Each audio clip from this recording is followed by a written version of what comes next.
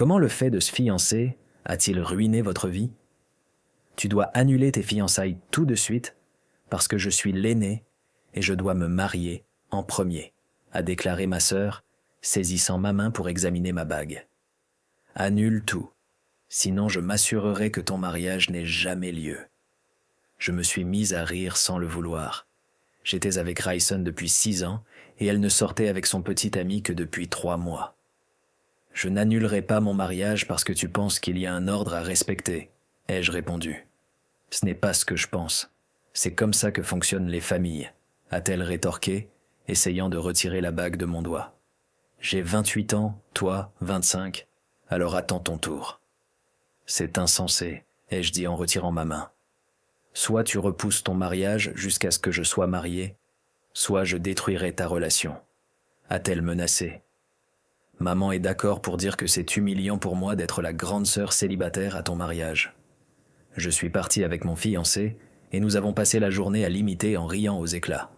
Mais nous n'avions aucune idée du cauchemar dans lequel nous venions de nous engager.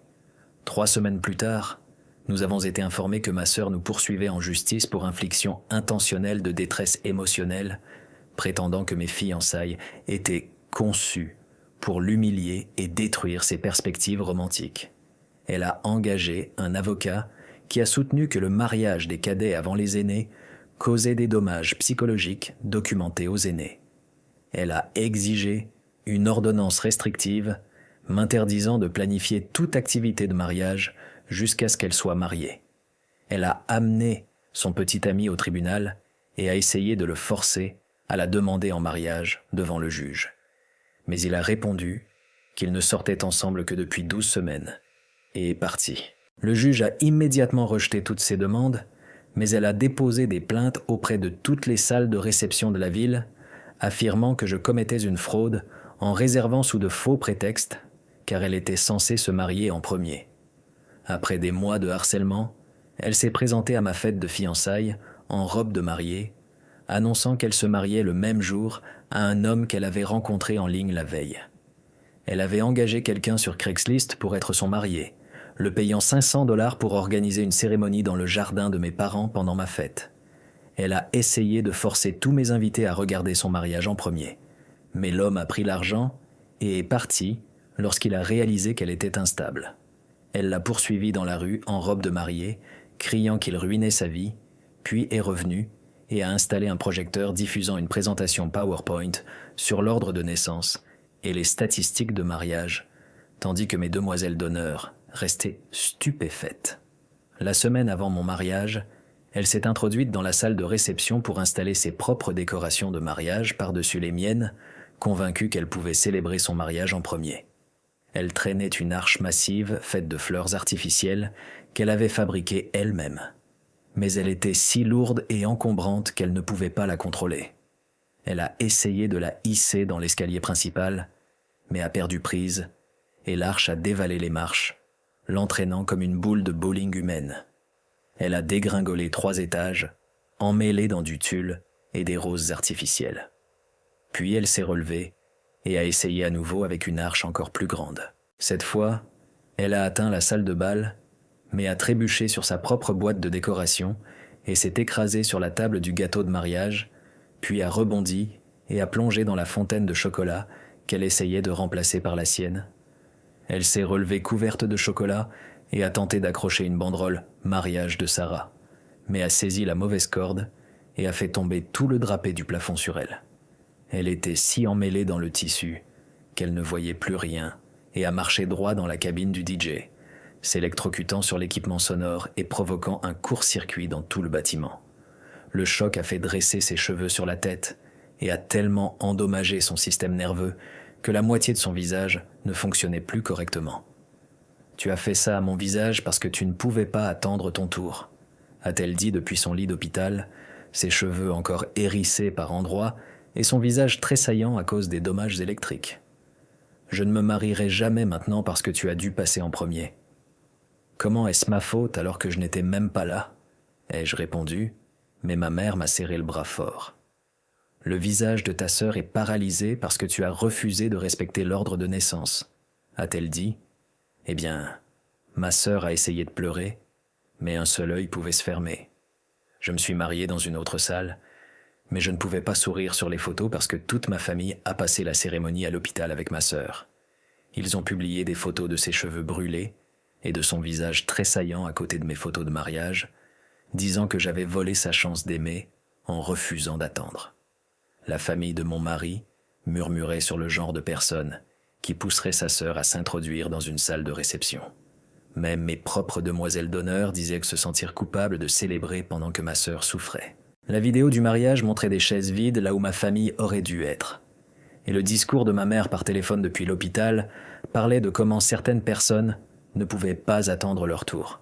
Je n'arrivais pas à croire à quelle vitesse tout avait dégénéré, mais je n'avais aucune idée de combien les choses allaient encore empirer.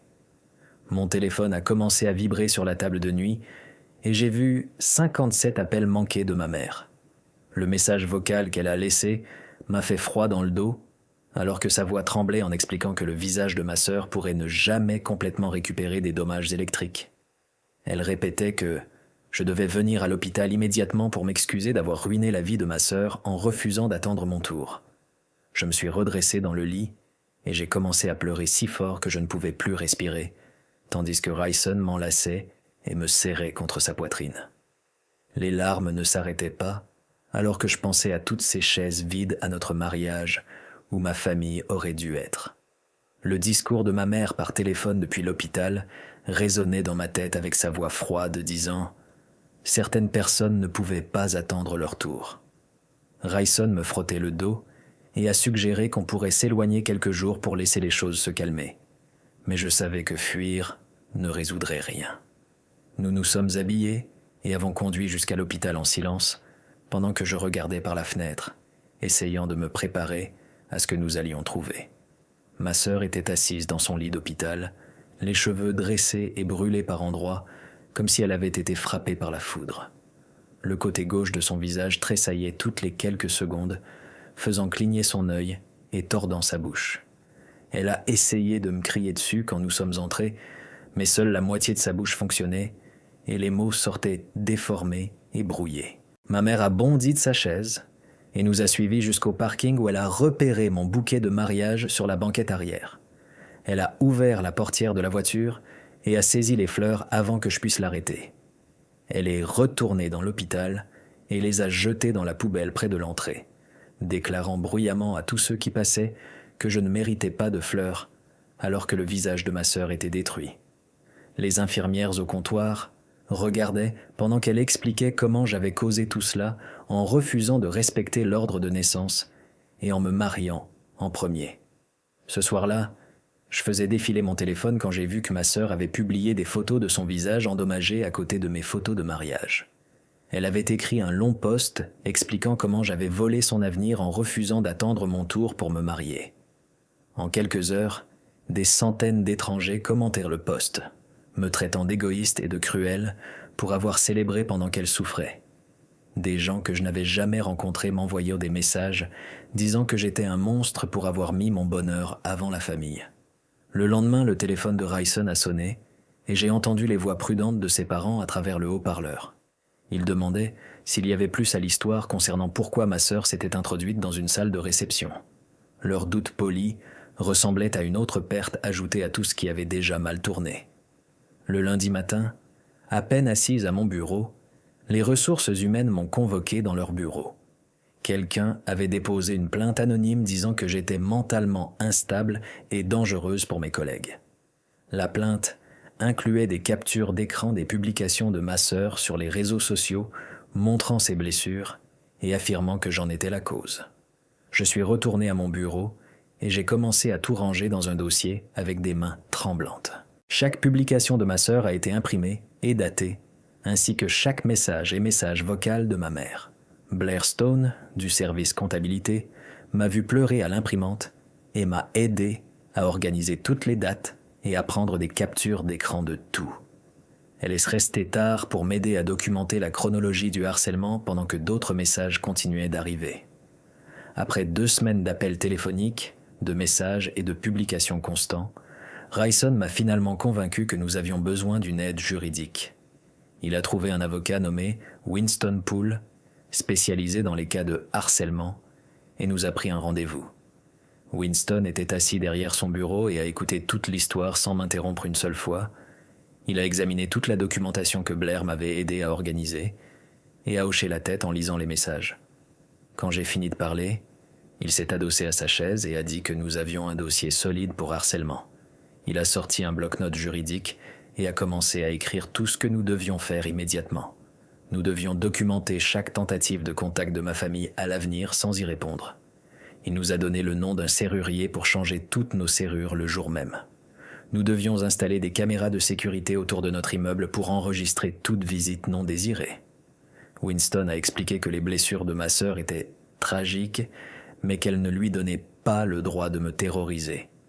Il a dit que l'accident électrique était de sa faute, causé par son intrusion dans la salle, et que nous n'étions pas responsables de ses choix.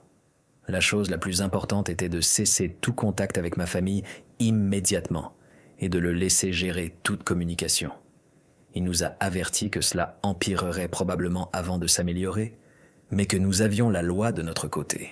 Je suis sorti de son bureau effrayé, mais aussi soulagé que quelqu'un croie enfin que ce n'était pas ma faute. Le trajet depuis le bureau de Winston a pris une éternité parce que Ryzen s'arrêtait sans cesse pour me laisser vérifier mon téléphone pour de nouveaux messages. Mon téléphone a vibré avec une notification de message vocal de ma mère et mon estomac s'est noué avant même que je l'écoute. Sa voix était froide et plate, rien à voir avec la mère chaleureuse qui me tressait les cheveux et me faisait du chocolat chaud quand j'étais malade. Elle a dit que, si je ne m'excusais pas publiquement et n'admettais pas que j'aurais dû attendre mon tour pour me marier, elle s'assurerait que tout le monde en ville sache quel genre de personne j'étais vraiment. Le message tournait en boucle dans ma tête pendant que Ryson nous ramenait à la maison et que je regardais par la fenêtre les bâtiments qui défilaient. Ce soir-là, je n'arrivais pas à dormir et je vérifiais mon téléphone toutes les quelques minutes pour d'autres menaces ou publications me traitant de monstre. Ryson m'a trouvé assise sur le sol de la salle de bain à 3 heures du matin, faisant défiler la dernière publication de ma sœur, montrant ses factures médicales à côté de mes photos de mariage. Il s'est assis à côté de moi, a pris mon téléphone et a ouvert son ordinateur portable pour taper quelque chose que je ne pouvais pas voir. Le lendemain matin, il m'a dit qu'il avait pris un rendez-vous avec une thérapeute nommée Laura Reynolds pour l'après-midi. Je ne voulais pas y aller, car parler de problèmes familiaux à une inconnue me semblait être une trahison, mais je me noyais dans la culpabilité et avait besoin d'aide. La salle d'attente du bureau de Laura avait des murs gris doux et une machine à bruit blanc qui émettait des sons d'océan. Laura est sortie pile à l'heure, une femme dans la cinquantaine avec des cheveux gris courts et des lunettes qui lui donnaient l'air d'une bibliothécaire. Son bureau avait 2 chaises face à face et des mouchoirs sur chaque surface, ce qui m'a donné envie de pleurer avant même qu'on commence à parler. Elle m'a demandé de lui raconter ce qui m'amenait, et j'ai commencé depuis le début, avec ma sœur saisissant ma bague de fiançailles. J'ai parlé pendant 40 minutes sans m'arrêter pendant qu'elle prenait des notes sur un bloc-notes jaune et hochait la tête sans m'interrompre. Quand j'ai fini, elle a posé son stylo et m'a regardé avec des yeux qui semblaient voir à travers toutes mes défenses. Elle m'a expliqué comment ma mère m'avait conditionné depuis l'enfance à être responsable des sentiments et du bonheur de ma sœur. L'excuse de l'ordre de naissance était juste un autre moyen de me contrôler et de me faire sentir coupable de vivre ma propre vie. Elle a dit que ce que ma sœur s'était fait à la salle n'était pas de ma faute et que je n'étais pas responsable de ses choix. J'ai commencé à pleurer si fort que je ne pouvais plus respirer, car personne ne m'avait jamais dit ces mots auparavant. Laura m'a tendu des mouchoirs et a attendu pendant que je sanglotais à propos des chaises vides au mariage et du discours de ma mère à l'hôpital sur l'attente des tours. Elle m'a aidé à voir le schéma de comment chaque réussite dans ma vie était transformée en quelque chose dont je devais me sentir coupable. Après la séance, je suis resté dans ma voiture pendant 20 minutes avant de pouvoir conduire, car tout mon corps tremblait. Ce soir-là, j'ai ouvert mon ordinateur portable et j'ai commencé à taper un message à ma famille sur les limites et le respect. J'ai écrit 3 pages sur combien je les aimais, mais que je ne pouvais plus être blâmé pour les choix et les blessures de ma sœur. Chaque fois que je déplaçais mon curseur sur le bouton d'envoi, j'imaginais le visage de ma sœur tressaillant dans son lit d'hôpital. J'ai sauvegardé le brouillon, fermé l'ordinateur, les supprimé, puis les récupéré de la corbeille et les sauvegardé à nouveau. Rayson m'a trouvé fixant l'écran à minuit et a doucement fermé l'ordinateur sans rien dire. Le lendemain matin, mon téléphone a sonné avec un numéro que je ne reconnaissais pas, mais la voix était familière. Raina, de la salle de réception, devait discuter des dommages causés par l'intrusion de ma sœur, qui totalisait plus de 10 000 $. Elle a décrit les décorations détruites, le système électrique qui devait être complètement recablé et la fontaine de chocolat qui devait être remplacée. Mais ensuite, sa voix s'est adoucie et elle a dit qu'elle était gérante de la salle depuis 15 ans et n'avait jamais rien vu de tel que ce que ma sœur avait fait. Elle a proposé de m'envoyer l'intégralité des images de sécurité et d'être témoin si nous en avions besoin pour des procédures judiciaires. Je l'ai remerciée et j'ai raccroché. Puis j'ai immédiatement transmis ses coordonnées à Winston pour nos dossiers. 2 jours plus tard, ma sœur a lancé une nouvelle campagne sur les réseaux sociaux. Cette fois, en identifiant mon employeur et les parents de Rayson dans chaque publication.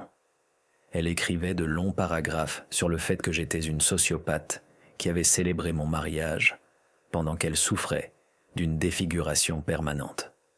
Les publications incluaient des photos en gros plan de ses factures médicales montrant des dizaines de milliers de dollars en frais hospitaliers. Elle a identifié la page officielle de mon entreprise, disant qu'ils employaient quelqu'un qui poussait des membres de sa famille à l'automutilation par cruauté et égoïsme. Mon téléphone a sonné avec un appel des ressources humaines avant même que je m'assoie à mon bureau ce matin-là. La responsable des RH semblait fatiguée quand je suis entré dans son bureau pour la 2e fois en 2 semaines. Elle m'a montré des captures d'écran imprimées des publications de ma sœur qu'un anonyme avait soumises comme plainte officielle concernant mon caractère. Elle a dit que l'entreprise me soutenait, mais que la situation s'aggravait au-delà de ce qu'ils avaient vu auparavant avec des conflits personnels affectant le lieu de travail. Elle m'a tendu une brochure sur le programme d'aide aux employés et a suggéré que je pourrais vouloir utiliser les services de conseil qu'ils offraient.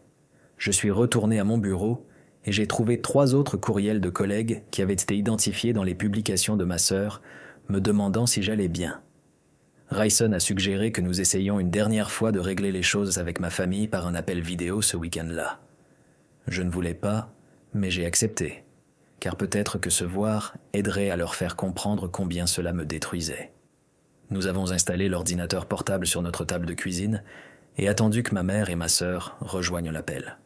Le visage de ma sœur est apparu à l'écran, ses cheveux toujours clairsemés et sa joue tressaillant plus fort qu'auparavant.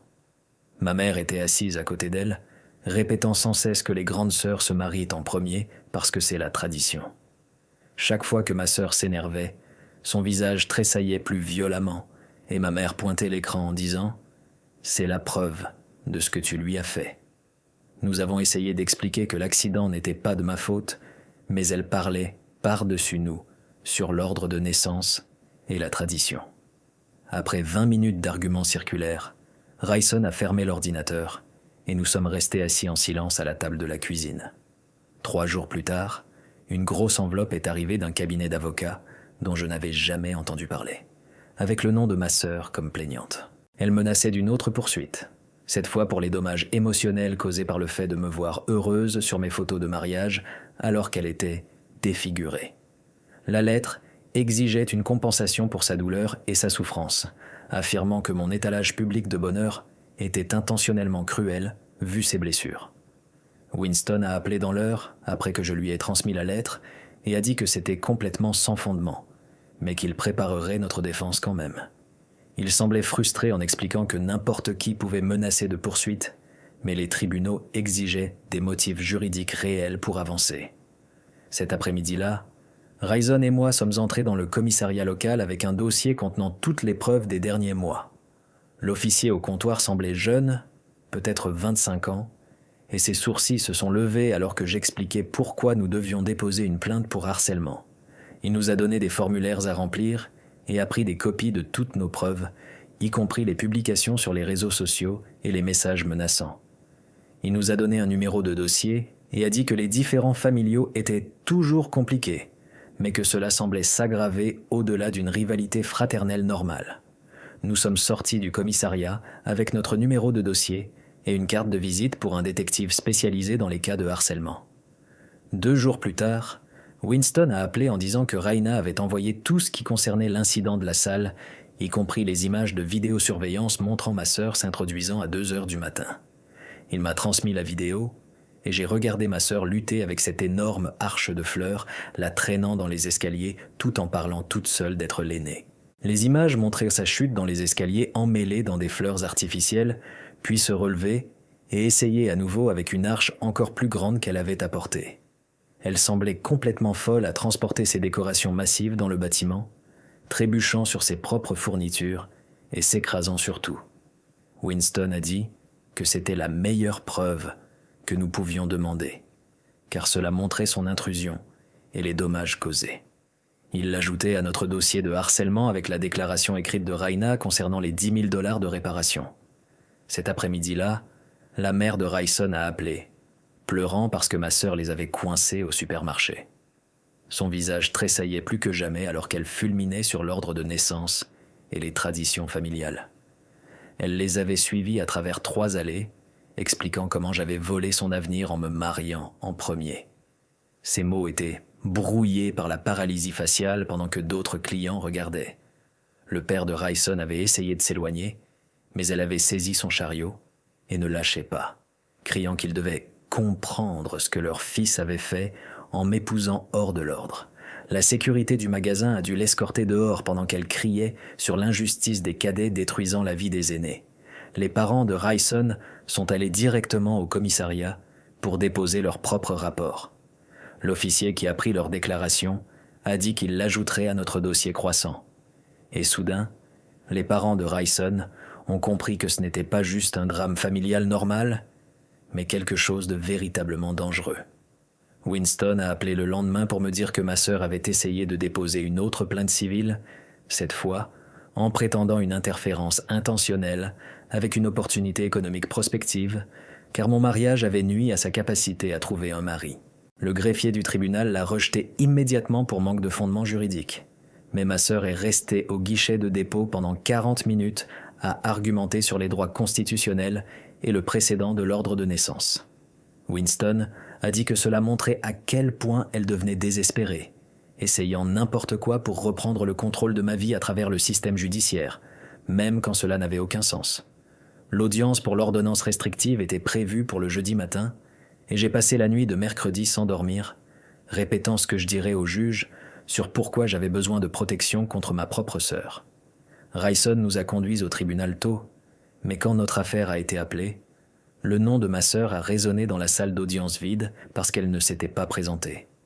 Son avocat était là, l'air embarrassé, disant qu'il avait essayé de l'appeler plusieurs fois, mais qu'elle ne répondait pas. Et le juge a accordé un ajournement pour lui donner une autre chance de comparaître. J'étais tellement frustré que j'avais envie de crier, mais Winston a dit que cela aidait en réalité notre dossier, car cela montrait qu'elle évitait de rendre des comptes pour ses actions. Le vendredi soir, nous sommes rentrés d'un dîner pour trouver un paquet emballé sur notre seuil, sans étiquette d'expédition ni adresse de retour, juste posé là comme si quelqu'un l'avait soigneusement placé. Rayson voulait appeler la police immédiatement, mais j'ai reconnu l'écriture de ma sœur sur l'étiquette qui disait « Souvenir de mariage » en lettres tremblantes. À l'intérieur se trouvait un album de mariage que je n'avais jamais vu auparavant, rempli de nos photos professionnelles, sauf que mon visage avait été griffé dans chaque image avec quelque chose de pointu, ne laissant que des trous là où j'aurais dû être. Certaines photos avaient des mots gravés dedans aussi. « Voleuse » sur ma robe de mariée, « Égoïste » sur la photo de la coupe du gâteau, « La détruite » sur l'image de Rayson et moi dansant. Rayson a installé des lumières à détecteur de mouvement ce soir-là et 3 caméras de sécurité supplémentaires couvrant tous les angles de notre porte d'entrée et de l'allée. La nuit suivante, les caméras ont tout capturé en détail parfait à 3 heures du matin quand ma sœur s'est glissée dans notre allée avec une bombe de peinture rouge. Elle portait tout en noir, mais son visage était clairement visible, tressaillant et se contorsionnant à chaque mouvement alors qu'elle écrivait « Voleuse » sur notre boîte aux lettres en grandes lettres dégoulinantes. Elle s'est reculée pour admirer son travail, puis a ajouté « Voleuse de mariage » sur l'allée et « Sœur égoïste » sur la voiture de Rayson, avant que la lumière à détecteur de mouvement ne la fasse sursauter et qu'elle s'enfuit. Nous avons téléchargé les images immédiatement, et Ryson les a apportées au commissariat sur une clé USB pendant que je restais dans notre cuisine, tremblante. L'officier a dit que c'était du vandalisme criminel et que cela serait ajouté à notre dossier.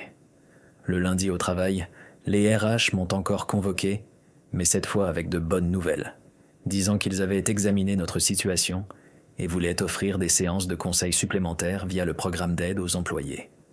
Blair est venue avec moi à la réunion pour me soutenir et avait documenté tout dans un classeur qu'elle avait commencé avec des dates, des heures et des captures d'écran, toutes organisées avec des onglets.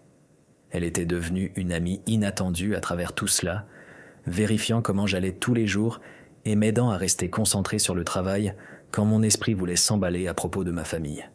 L'audience pour l'ordonnance restrictive permanente a finalement eu lieu 2 semaines plus tard. Et cette fois, ma sœur s'est présentée, l'air pire que jamais. Ses cheveux repoussaient par touffes et son visage tressaillait constamment. J'ai témoigné sur tout le harcèlement pendant que Winston présentait nos preuves, les courriels aux vendeurs, les images de vandalisme, l'album de mariage griffé, les rapports de police de plusieurs incidents. Le juge a tout examiné attentivement, puis a accordé une ordonnance restrictive temporaire avec des conditions strictes. Ma sœur devait rester à 500 pieds de nous, de notre maison et de nos lieux de travail, avec 0 contact par quelque moyen que ce soit, y compris par des tiers. Ma sœur a commencé à pleurer, mais un seul œil se fermait, la rendant encore plus troublante, alors qu'elle gémissait sur l'injustice et l'ordre de naissance. Mais le juge l'a averti que toute violation entraînerait une arrestation immédiate. Ce soir-là, ma sœur a publié sur toutes les plateformes de réseaux sociaux qu'elle était réduite au silence par un système corrompu qui ne comprenait pas les traditions familiales, avec une photo de l'ordonnance restrictive. En quelques heures, ses soutiens m'envoyaient du courrier anonyme de haine via mon courriel professionnel depuis que j'avais supprimé tous mes réseaux sociaux, me traitant de sans-cœur, d'égoïste, et pire encore pour avoir utilisé le système judiciaire contre ma propre sœur. Winston a documenté chaque message comme une violation de l'ordonnance de non-contact, renforçant notre dossier pour l'audience de l'ordonnance permanente pendant que j'essayais de me concentrer sur avancer dans ma vie malgré les attaques constantes. Mon téléphone a commencé à sonner avec des numéros inconnus toutes les quelques heures, et chaque fois, c'était ma mère, utilisant un téléphone différent pour me dire que le visage de ma sœur empirait à cause du stress que je lui causais. Laura m'a assise dans son bureau, m'apprenant des exercices de respiration et pratiquant comment laisser les appels aller sur la messagerie vocale sans écouter. Mais mes mains tremblaient encore chaque fois qu'un numéro inconnu apparaissait sur mon écran. Les appels venaient au travail, pendant le dîner, au milieu de la nuit, toujours avec le même message sur comment je détruisais ma sœur en refusant d'abandonner l'ordonnance restrictive. 2 jours plus tard, notre propriétaire a frappé à notre porte avec une pile de papiers, des plaintes que ma sœur avait déposées, disant que nous dirigions une opération de drogue et organisions des fêtes bruyantes tous les soirs. Il semblait fatigué en expliquant qu'il devait enquêter sur chaque plainte, mais les images de sécurité montraient ma sœur peignant notre propriété à 3 heures du matin, donc il l'a interdite définitivement du bâtiment. Il nous a remis une lettre confirmant l'interdiction et a dit qu'il avait déjà envoyé des copies à la police pour nos dossiers. Cette même semaine, Winston a appelé avec la nouvelle que le procureur déposait des accusations criminelles pour l'intrusion dans la salle, basées sur toutes les preuves fournies par Raina. Le serveur de processus a trouvé ma sœur chez mes parents, et quand il lui a remis les papiers, ses tics faciaux sont devenus si graves qu'elle ne pouvait pas parler correctement, émettant juste des sons brouillés pendant que son visage se contorsionnait. Winston a passé 3 jours à examiner nos relevés téléphoniques et a trouvé plus de 400 tentatives d'appels bloqués depuis le numéro de ma sœur en seulement 2 semaines, plus 200 autres depuis des numéros liés à des téléphones jetables qu'elle avait achetés. Il a tout organisé dans un classeur avec des onglets pour chaque type de violation, des horodatages surlignés en jaune et une feuille récapitulative montrant le schéma d'escalade. L'audience pour l'ordonnance restrictive permanente a eu lieu un jeudi matin et j'ai porté ma tenue la plus sobre tout en répétant mon témoignage dans la voiture. Ma sœur s'est présentée, l'air pire que jamais, ses cheveux repoussant en touffes aléatoires et son visage tressaillant si violemment que les gens dans le couloir reculaient lorsqu'elle passait. J'ai témoigné pendant 20 minutes sur le harcèlement, le vandalisme, les appels constants, les attaques sur les réseaux sociaux, pendant que Winston présentait chaque pièce de preuve méthodiquement. Ma sœur a essayé d'interrompre, mais ses mots sortaient chauds à brouiller, et le juge a dû lui demander de s'asseoir 3 fois. Le juge a examiné tout pendant ce qui semblait être des heures avant d'accorder une ordonnance restrictive de 2 ans avec des conditions strictes, y compris aucun contact par des tiers et un avertissement que toute violation entraînerait une peine de prison immédiate. En sortant du tribunal, je suis resté dans notre voiture pendant 10 minutes, juste à respirer pendant que Rayson me tenait la main, et j'ai réalisé que mes épaules étaient tendues près de mes oreilles depuis des mois.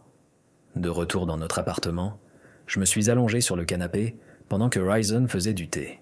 Et pour la première fois depuis le mariage, le nœud dans mon estomac a commencé à se relâcher. Ce soulagement a duré exactement 1 jour avant que ma mère ne publie sur Facebook qu'elle soutenait ma sœur parce qu'une vraie famille se soutient à travers tout, annonçant effectivement à tous qu'elle l'avait choisi plutôt que moi. Je l'ai bloquée sur toutes les plateformes pendant que les larmes coulaient sur mon visage. Pas la mère que j'avais, mais la mère dont j'avais toujours eu besoin et que je n'avais jamais eue. 3 soirs plus tard, nous avons enfin eu le dîner prévu avec les amis qui avaient réellement célébré notre mariage. Juste 6 personnes dans un restaurant tranquille où personne ne connaissait notre histoire. Ils ont fait de petits discours sur l'amour et la force et sur le fait de nous voir nous battre pour notre bonheur. Et assise là, avec la main de Rayson dans la mienne, je me suis senti marié pour la première fois depuis notre mariage.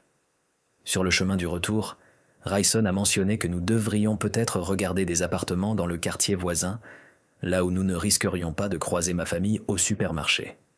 Une partie de moi voulait refuser, tenir bon et ne pas les laisser nous chasser de chez nous.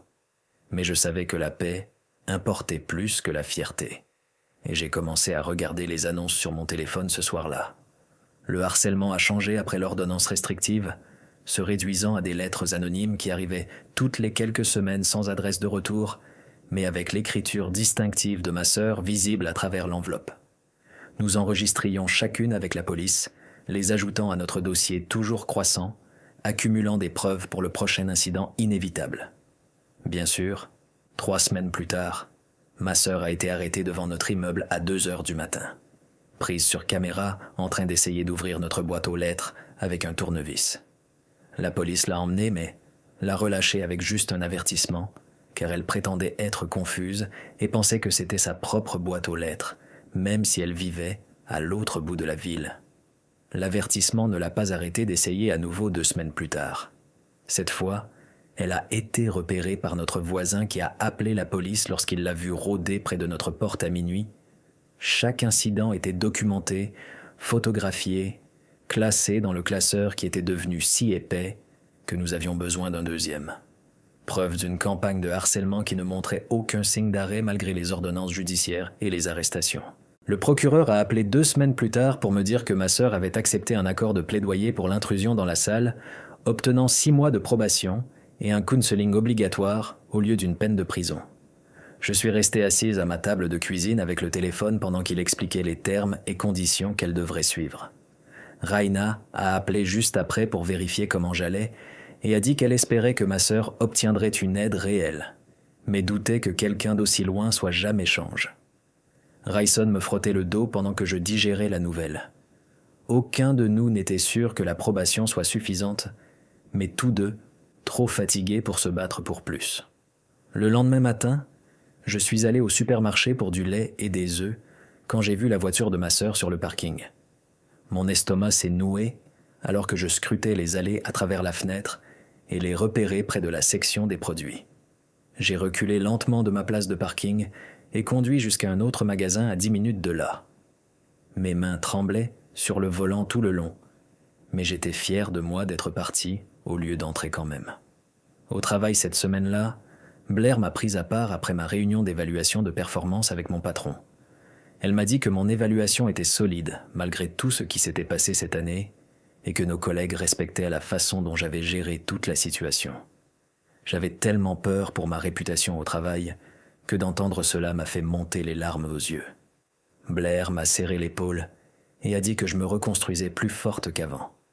Ce week-end-là, Samir s'est présenté à notre appartement avec un trousseau de clés à la main.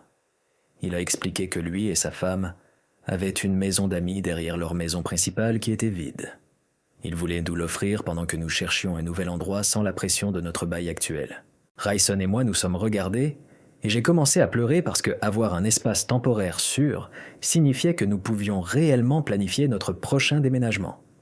Nous avons emballé des cartons ce soir-là, enveloppant la vaisselle dans du papier journal et triant les placards. 3 jours plus tard, nous avons emménagé dans la maison d'amis de Samir, un petit espace propre avec sa propre entrée et un petit jardin. De là, nous avons commencé à chercher des appartements dans des quartiers plus calmes où nous ne risquerions pas de croiser ma famille. Après 2 semaines de recherche, nous avons trouvé un appartement parfait de 2 chambres au 3e étage d'un immeuble avec une bonne sécurité. Le propriétaire a vérifié notre crédit et nos références pendant que nous attendions dans le hall. Quand il est revenu avec le bail à signer, ma main tremblait alors que j'écrivais mon nom. Rayson a signé à côté de moi et nous avons obtenu nos clés sur place. Déplacer des cartons dans le nouvel endroit semblait différent cette fois. Chaque carton que nous montions dans les escaliers nous éloignait du chaos. Nous avons déballé lentement pendant la semaine suivante, installant notre cuisine et accrochant des photos au mur.